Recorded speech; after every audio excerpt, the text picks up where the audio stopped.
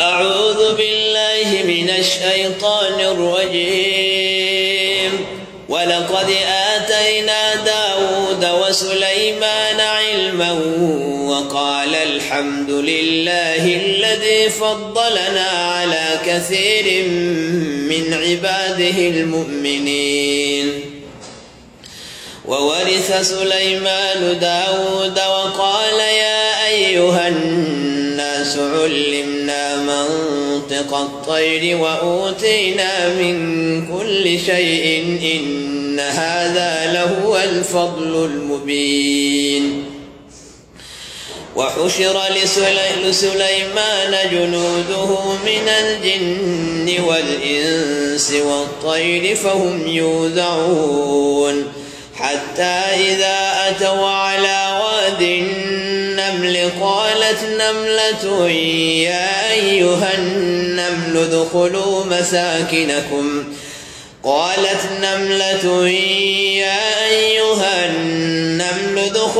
مساكنكم لا يحطمنكم سليمان وجنوده وهم لا يشعرون.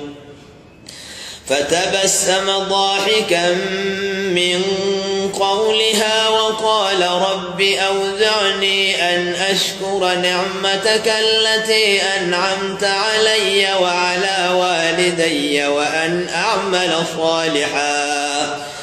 وأن أعمل صالحا ترضاه وأدخلني برحمتك في عبادك الصالحين.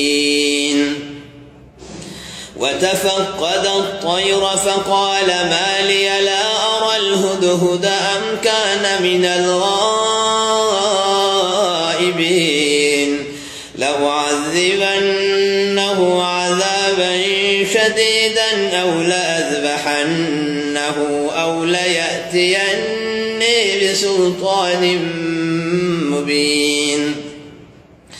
فمكث غير بعيد فقال أحط بما لم تحط به وجئتك من سبأ بنبأ يقين. إني وجدت امرأة تملكهم وأوتيت من كل شيء ولها عرش عظيم. وجدتها وقومها يسجدون للشمس من دون الله وزين لهم الشيطان أعمالهم فصدهم عن السبيل فهم لا يهتدون. ألا يسجدوا لله الذي يخرج الخبأ في السماوات والأرض ويعلم ما تخفون وما تعلنون. الله لا إله إلا هو رب العرش العظيم.